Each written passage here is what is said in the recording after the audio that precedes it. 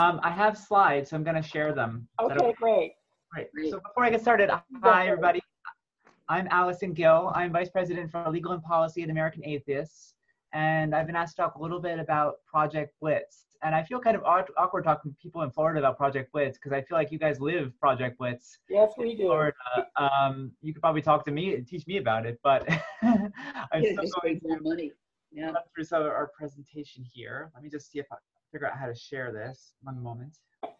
I made you host, Allison, so you can Terrific.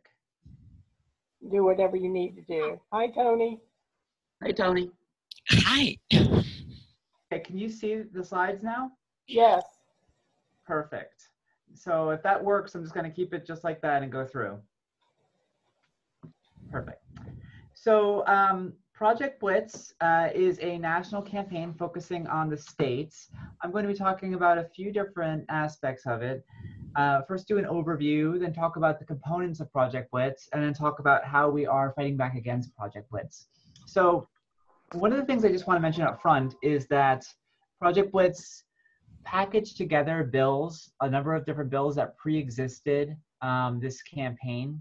So some of them, for example, the religious exemptions in foster care and adoption, those bills predated Project Blitz. They sort of got wrapped into this legislative campaign. And it's true for a few other issue areas too, like the Religious Freedom Restoration Acts or RFRAs.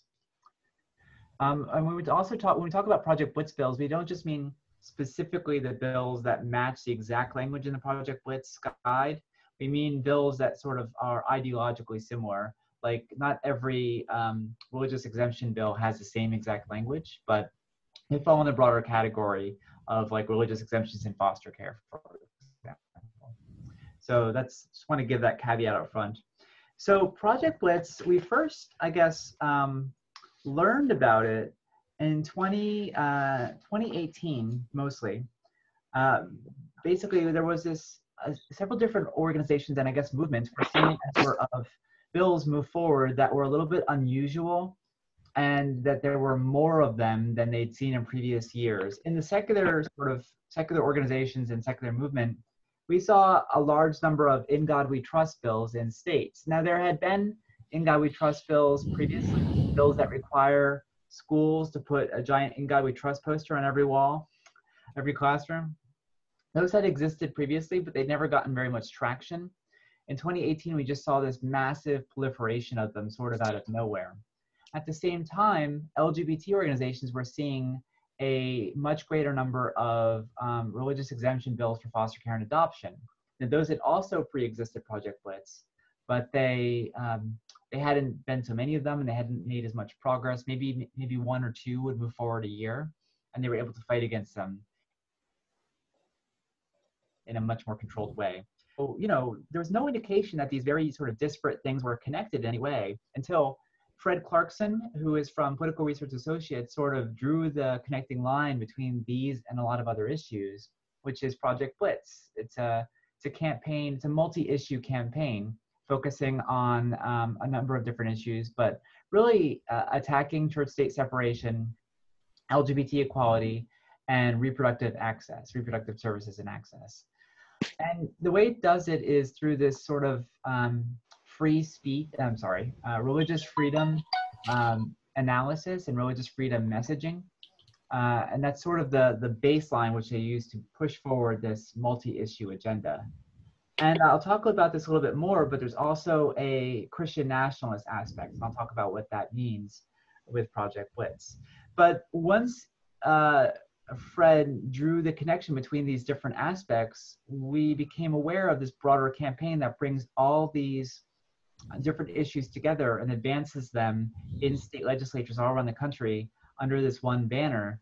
And we and other organizations concerned about Project Blitz began to form together a coalition to oppose this Project Blitz because, if they're pushing all these issues jointly, we really need a multi-sort of organization, multi-movement coalition to effectively oppose it. If we, the secular movement tries to stand against Project Blitz and all these, we're not going to have the numbers or the influence to do so. But if we start to work together with the other groups that Project Blitz is sort of targeting, they're much more effective. And so that's the approach we've really taken to oppose Project Blitz. So I want to take questions, but I don't want to. I know I don't want to go over too much in time. Let me just see if I have any real quick questions before I go into more of the meat of Project Blitz. No? Okay. Yeah. Yeah, Allison, you might have to switch your screen to presentation mode. Oh, really? Is it too hard to see? Yeah, Okay. unless you decrease like the left-hand panel. How's that? That's better, but Yeah, no. that's getting better. No. I can do presentation mode. The problem is it always messes up. But you know what? I'll give it a shot. Hold on one second. It's coming through fine on mine, so I don't know. Okay, what can you see there? Can you see which side? I can see most of it, I think. I mean, can you see the slides, or do you see my presentation screen? I guess. Hold on, let me just. I see the. Oh, Oh, now. now we see Antonia. Now we see you. Okay. How That's- is that? that's Much fine. better, yes. That's fine. Okay. Yeah. Can be Better. better. Fantastic. I'm glad we did that. Perfect. Okay, so let me move on here. The goal of Project Blitz is a 3 sort of phase project. The way they break it out, they talk about religious heritage as sort of being the first phase. And this is language from the policy guide, which I'll talk about more in a few minutes. But the items in phase 1 are meant to be sort of low-hanging fruit bills, things that they can easily pass, which don't necessarily involve religious exemptions, but that are trying to insert this ideology mostly into schools. So this includes things like Bible class bills and the Ingawi Trust bills in school classrooms are under this first category. And the way that they frame it is that these bills recognize the place of Christian principles in our nation's history and heritage, which again links back to the sort of Christian nationalist through line to this project. And I'll talk about a little bit about what Christian nationalism is in a moment. Phase 2 it focuses more on resolutions relating to Project Blitz, and several of these also have the Christian nationalist aspect, but others they bring in sort of anti-LGBTQ aspects, or more just seem like symbolic, like declaring, this year of the Bible or something like that. So it's not as we don't see as many bills in phase 2. It's mostly phase 1 and phase 3 that we see the most. And then phase 3, they're calling religious liberty protections. And this is where we see the most religious exemptions. So we see a lot of both resolutions talking about public policy and how that's meant to affect how courts rule. And we also see a lot of religious exemptions around things like foster care. We see Religious Freedom Restoration Acts, First Amendment Defense Acts, and a lot of bills involving schools and the ability to sort of pray in school for both teachers and students. So it's really the most, I guess, active part, not as symbolic as the ones in phase 1. And I like to say this David Barton quote. David Barton is a pretty famous revisionist historian and also Christian nationalist sort of thought leader. Kind of frozen. What's that? Yeah, it was frozen. Sorry. Oh, can you hear me now? Yeah. Okay. I'm sorry, my internet connection is unstable. Oh, okay. Got it. David Barton said the way he's describing Project Blitz was the goal was to flood states with as much of this Christian nationalist legislation as possible. He described it as kind of like whack-a-mole for the other side. It'll drive them crazy that they'll have to divide their resources out in opposing this. So by flooding states with all this negative legislation, they're trying to wear out and frustrate their opposition, us and other groups that oppose these types of negative bills, and try to move as many of them through. And of course, the vast majority of these bills don't pass, but a significant portion do make it through, and we have to use, as Devin will tell you, who's been at the Capitol far too many times this year, we have to spend a lot of time, energy, and resources to oppose these measures. So and that prevents us in some ways from moving forward with a positive agenda of our own in some cases, because if we don't have resources to basically, you know, do that, to build those, to have people go to the Capitol and do that sort of lobbying. May I ask a question here? Sure, please do. Why don't these bills pass? It would be useful to know on what kind of a basis that even though we ordinarily expect that our legislators are cretinous reactionary toads, they still find a reason not to pass bills that we would expect them to favor. Sure. The simplest reason is that there are thousands of bills across the country, hundreds of thousands of bills that come up in state legislatures. Florida has one of the most active legislatures in the country. And the process to pass the bill is onerous in Florida, more so than most other states, actually, because it requires not just one committee hearing, but several committee hearings that are chain committee hearings. It requires, you know, them to sort of prioritize one bill over another. So they have to figure out what's essential. Now, states have to pass a budget every year. Budgets are always contentious. So that has to get done. And, you know, it's not like the federal government where they can just do a, you know, a continuing resolution every year and not actually pass a budget. So they actually have to pass a budget. And that eats up a lot of time. Things like coronavirus are going to eat up a lot of their time. Events that happen down there that they need to react to quickly, political events. So the point is there's so much happening, it's hard to focus on particular bills without there being a real significant interest in it. And that's why the vast majority of bills don't move forward. Now in these particular bills, a lot of times they're being introduced by sort of fringe people to make like a political point or to just please a particular fringe bunch of constituents who are like, yeah, we got our bill introduced, but they might not have any real impetus behind them. And other times it's like the committee chairs. If they're going through several different committees, it could be, you know, any one of the committee chairs might not think this is a good use of their time or might not want to move it forward. So, or they might oppose it ideologically, even if it is, you know, technically a Republican bill, for example. So those are all reasons. You know, it's always going to differ based on the state and the particular bill in question, but the vast majority of bills don't make it. That's as good an explanation as I've heard. I can say from like sitting through some of these committee meetings this past year is that they don't, there's so many bills that go through per session that they don't really care. And it's kind of just, they just say okay to it. I was shocked at how many quote unquote progressive representatives and senators voted for the moment of silence when I know damn well they shouldn't have, or other types of bills like that. They just want to get things through and off their desk. Well, I'll talk about why they might do that more in just a second, because I think it's an important point that Project Blitz focuses on. And that's, hold on, how do we move this forward here? There we go. What we call faith baiting. So faith baiting is basically using religion to attack lawmakers politically, and Project Blitz really focuses on this in some ways. So we saw this, for example, in Minnesota with Senator John Marty, who stood up and opposed a bill, you know, to insert "In God We Trust" posters into schools. He's a Democrat. He did not appreciate the bill. He is a religious person, but he thought it was against his sort of beliefs to force schools to do this, and you know, made that very clear.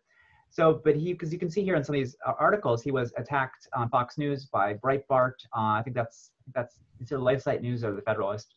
Regardless, all over conservative media, he was sort of dragged through the mud, right? And they claimed that he was attacking faith or standing against religion, and sort of using religion as a weapon to attack this lawmaker. And that's why I think, to Devin's point, some lawmakers, especially if it's an issue that they don't consider like maybe a big deal in some cases, and sometimes some of the bills we're talking about, especially the phase 1 bills, fall in that category.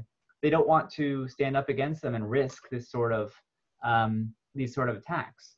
And we've heard about some situations where lawmakers stand up to oppose a bill, and they might not have like perfect language or talking points, and they just sort of talk about the bill, and their opposition sort of just films them, right, to bring it back and use it against them in the next campaign, declaring that they're attacking faith. And that's society we live in, unfortunately, where, you know, I think most people here would say that's fine. What's wrong with that? But but at the same time, you know, that it can be harmful in elections. So that's where it is. So we're seeing a lot of this. It's one of the reasons we have put together a lot of talking points on the various different issues that are part of Project Blitz, so we can give lawmakers tools to approach these bills in a way that's not going to harm them, and that they can, you know, feel confident in using. And I'll refer back to those at the end.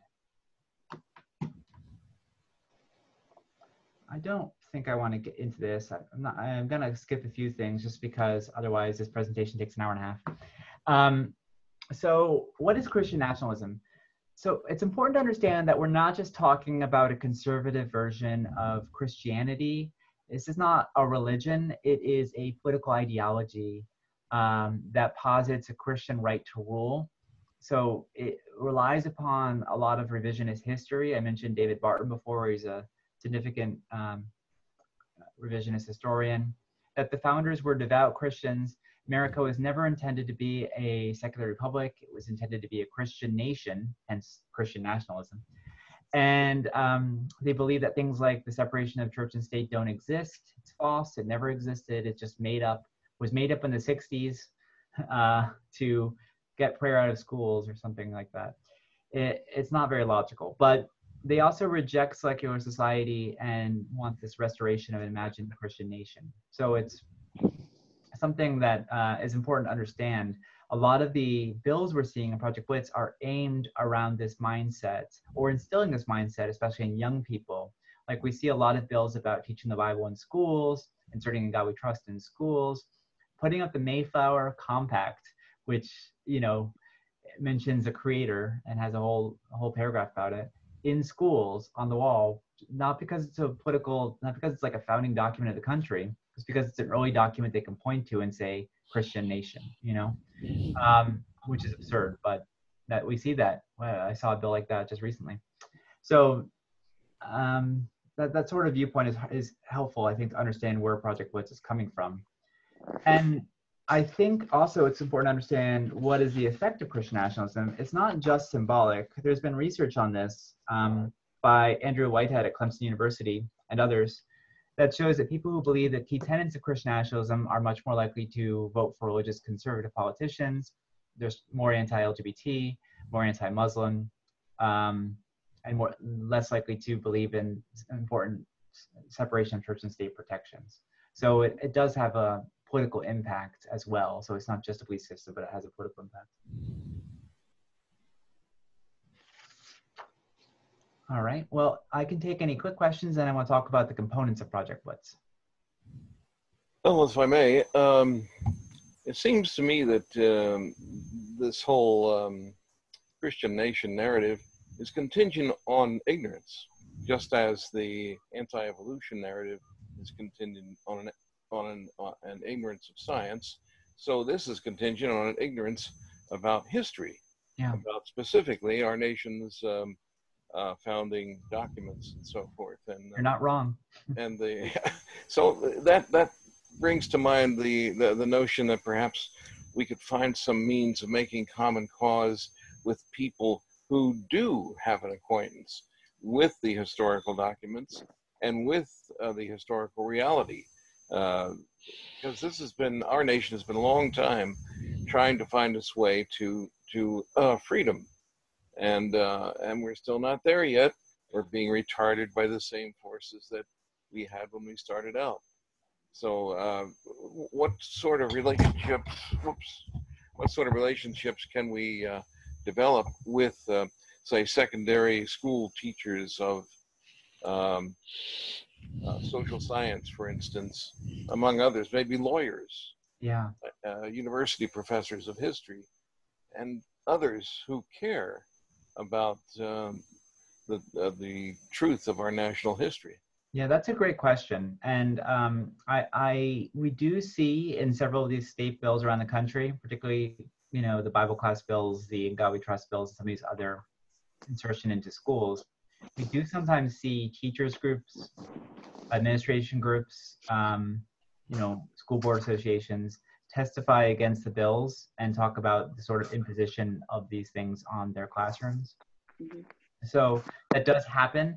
I will say I don't think we've built enough of relationships with these organizations. I'm thinking the NEA, the American Federation of Teachers, as we need to. I think that that's certainly something that we can and should be doing. It's, you know, it's a lot of priorities, but I think it's something that we have to do more of. I think it's a little bit tricky being an advocacy organization and approaching these very, very large unions because they have a lot of priorities. You know what I mean? They're concerned about teacher pay, right? That's a really big one these days. Yeah. They're concerned about, it's just, we have to break through, but I think it's, we need to figure out the best ways to do that. We're not there yet. I just read an article in our newspaper here that the legislature has allocated more money for teacher pay, but at the same time, they have allocated more money for vouchers. So Yeah. what they give with one hand, they take it away in the other. Yeah, that's a real problem. And I'll tell you, it's going to get worse across the country after the Supreme Court's term. But we're getting off topic. So let me pull us back and talk about the components of Project Blitz. So there's really two main components of Project Blitz. The first is prayer caucuses. So there are 43 states, I believe, as at last count, with prayer caucuses. And these are sort of informal groups of lawmakers in the state legislature that are members of this prayer caucus.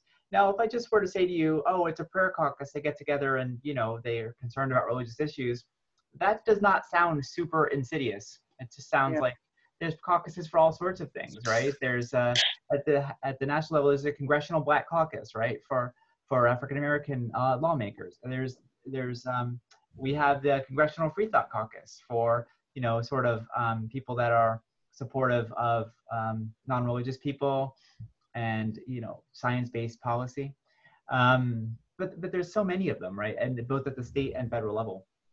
However, this one is really misusing this label of prayer to advance this Christian nationalist agenda through Project Blitz. So it's meant to sort of be deceptive in that they try to recruit and bring in particularly bipartisan lawmakers, to bring in more Democrats who would normally, in most cases, not support some of the religious exemption bills that we're seeing across the country. Like there's some lawmakers who are, for example, against religious exceptions that harm LGBT people, but they might not know that this prayer caucus is eventually linked to that sort of agenda.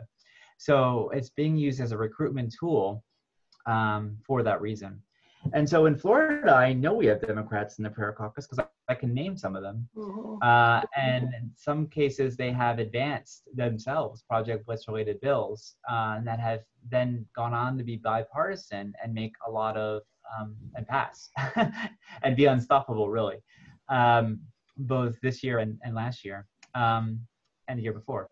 So it's something that's unfortunately an effective tool, and that we're trying to do is raise awareness of it among lawmakers, that they're aware of what this group is and they can make a better decision about whether or not to join it. The other major component of Project Blitz. About an hour. We're going to bring that I'm just gonna mute. I'm going to mute. Okay, thank you. Okay, perfect. All right, cool.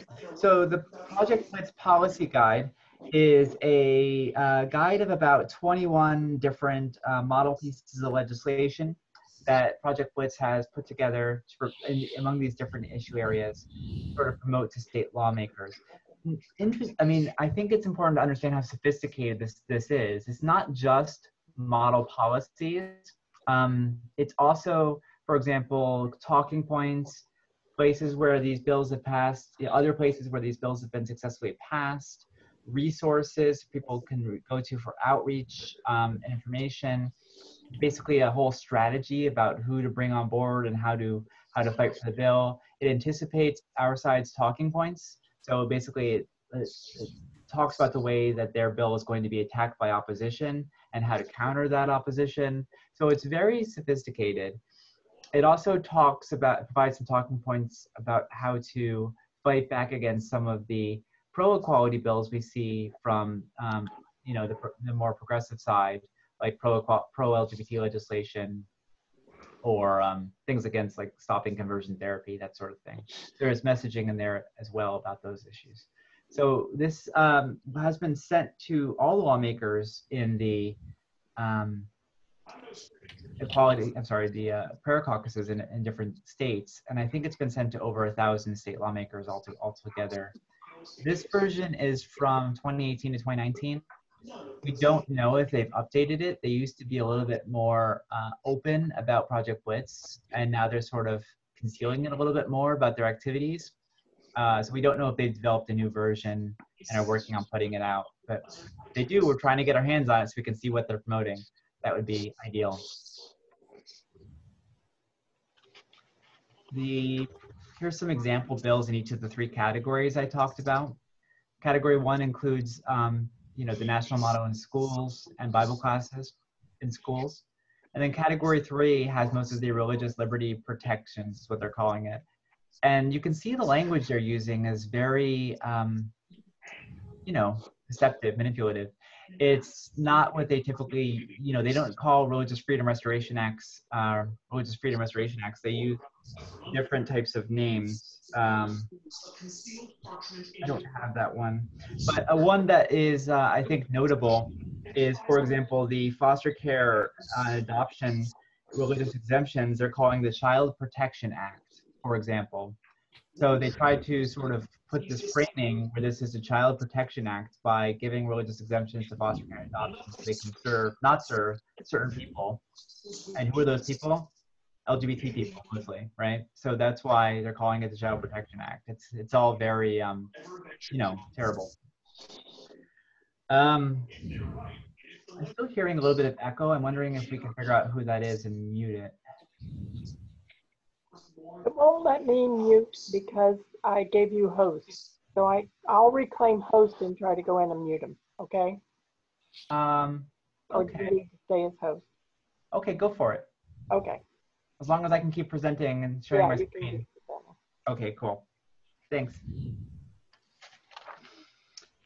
Okay, so I don't want to go into too much about how these bills have progressed. I think a really good example to show what effect this campaign is having is this one right here, where we see In God We Trust bills in 2017 versus 2018, where the number of states increased dramatically from just 3 to, I believe it was 26 bills we saw in 2018. And we saw similar numbers in previous years since then. So the issues that they're focusing on have just blown up in the states. We've just seen so many of these bills. In 2018, the focus was more on In God We Trust bills. And last year, it was mostly on Bible class bills because at the beginning of the year, President Trump came out in favor publicly of Bible class bills. So we saw this sort of explosion of Bible class bills. And I don't know how many exactly we got last year. I might have a number on that. Let me check. Okay, this is 2018.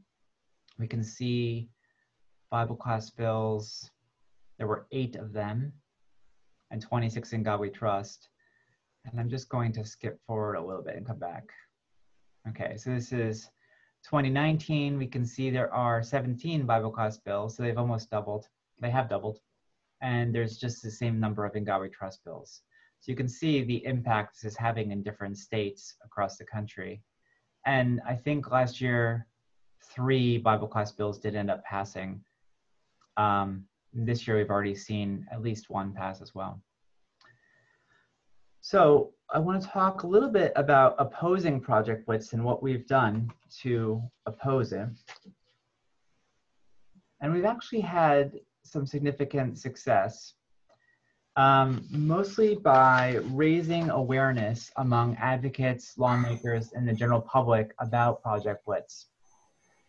So this campaign really focused on staying under the radar.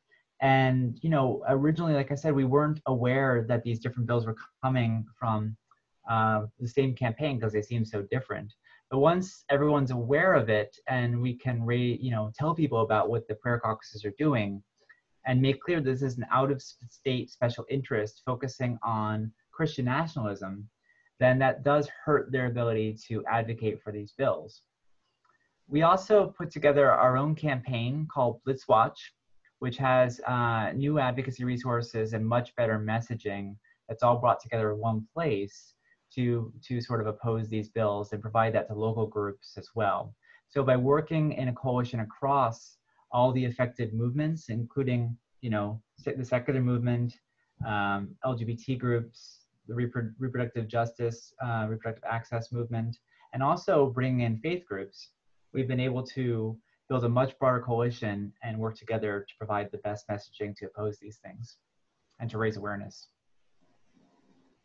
And we've also been, that's misspelled, we've also been working at the state level more so in coordination with partners to oppose these bills when they come up, because we're more aware of them than we were previously.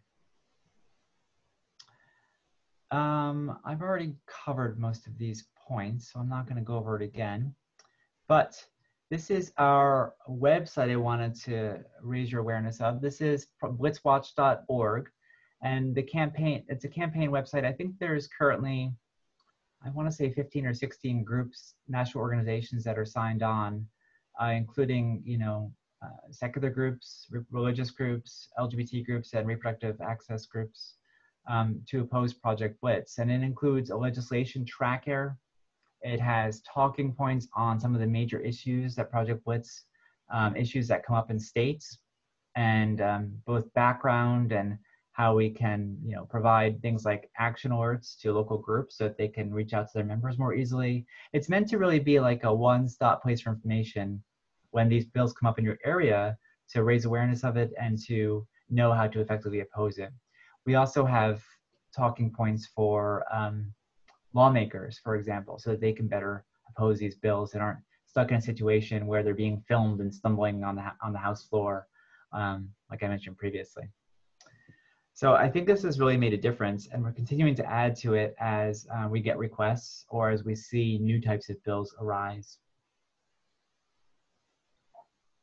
And I also just want to highlight that there are, you know, some, I don't want to say benefits. There are some ways we can turn Project Blitz to our advantage. First, I mentioned before, this is a very clear, concerted, multi-issue campaign that's coming from out of state. So it's like the very definition of a special interest. And when these bills come up, you know, a lot of them overturn local control of schools, for example. And a lot of, especially conservatives, claim to care about that sort of thing, local control, that you know, the control of the entity, the school, for example, should be in the hands of local parents and not being controlled by the state, and certainly not by out-of-state special interests, quote unquote. Well, here we have clear evidence we can show this is an out-of-state special interest that's coming in with an agenda. The agenda is to insert Christian nationalism into schools, and you know, this religious freedom language is just a mask for that agenda. And so we can, using these resources, we can show that that's the case, which can be helpful framework for opposing the bills. It's also given us an opportunity to sort of build better bridges with other movements and organizations in those movements. For example, to build better connections with LGBT organizations, to build better connections with interfaith groups, and with groups focusing on reproductive access and reproductive rights. So, you know, we have at the national level been able to do that. And I think also at the local level in different states, when these Project Blitz bills come up, groups have been able to reach out to, you know, LGBT groups when a religious exemption and foster care and adoption bill comes up, and like, we want to help oppose this because this is a Project Blitz bill, and to, you know, foster those connections, which will then be useful for the future as well. And it also provides us an opportunity, because of the focus on religious, the campaign's focus on religious freedom, as sort of, I mentioned, a mask to move forward their agenda. It gives us an opportunity to talk about religious freedom ourselves, and how this campaign is really undermining religious freedom. This is not really about religious freedom, it's attacking religious freedom. And to talk more about the historical, the true historical nature of religious liberty, how the separation of church and state is a critical principle of religious liberty, And by undermining it, we're actually undermining the whole concept. Every year there is in January Religious Freedom Day, which celebrates Thomas Jefferson's Virginia Statute for Religious Freedom that was written by Thomas Jefferson and promoted by Madison, and became sort of the precursor to the First Amendment, which talks about, real religious, equality and what that means, and talks about specifically people being, it being true for everyone, including people that have no religion, including like Buddhists and Hindus, and not just Christians. So it brings in a very a broad perspective and a very historical perspective for Religious Freedom Day. So one thing we've been doing is promoting Religious Freedom Day resolutions at the local level and states to talk about, change the narrative, to talk about the real historical vision of religious liberty as opposed to what Project Blitz is putting forward. And sorry to interrupt. We tried to do that here, and with the local government, and they refused to do it. Oh, I'm sorry to hear that. What was that area? Where were you? In the city of Tampa. Really? They refused to do it in Tampa? What was the reasoning? They didn't give me a reason. They just said, no, we're not going to do it. Oh, wow. Most of those are just as a matter of course. Like if you request a resolution, exactly, they'll just do it. No. Now, once I found out it was Atheists of Florida, they said, no, I don't think so. Thank you very much. No. That's interesting. I'd love to talk to you more about that. I hadn't heard that. So, yeah. I wonder if we were to request the same thing under a different group, if they would do it. That's what we probably should do, and then call them out on it. Yeah, I think so. I think that's really interesting. Well, let's talk more about that, okay? Okay. But you see the point. I mean, it gives us an opportunity to push back and say, well, no, that's not religious freedom. This is religious freedom, and actually you're undermining it. So, excuse me. And so that is sort of what I wanted to go through, but I'm happy to take some questions. Let me unmute everybody so that okay. Sounds good. Excuse me. Anybody who wants to talk can talk and ask questions. Okay, everybody's unmuted. Not everybody. Well, Devin is muted herself, I think. Everybody unmuted is unmuted. I had a thought, because everything that we're going through, the Operation Blitz, doesn't that sound, I just saw that family on Netflix. I mean, that whole national prayer thing, that's what this all sounds like, the whole, getting on a local level, and then the different caucuses that they have prayer meeting groups. It just sounds like they've been doing it for a while. Yeah. You're not wrong. Actually, Project Blitz was founded by the Congressional Prayer Caucus Foundation, which is a nonprofit that was came out of the Congressional Prayer Caucus, which again came from partially those family groups you're talking about. So it's sort of a, I don't know how to draw the timeline, but it's definitely related in a way to what you're talking about, and it's meant to propagate those types of prayer caucuses, not just at the congressional level, but also in local states. So it is definitely connected. Yeah. But the thing is about, the prayer in school. I mean, I just remember my daughter went to a Presbyterian, and they would just say a prayer in the courtyard, but the teachers themselves in the classroom never said prayers. I think that's when I really have a problem when the teacher that they're, does it. But as just a general one prayer, that didn't bother me. But then, that was back in the day. Right, and I think what they're trying to do and I chose that is make flexibility for teachers that want to do that, even though there's clear, court rulings against that. It's not an acceptable practice in schools. It's unconstitutional.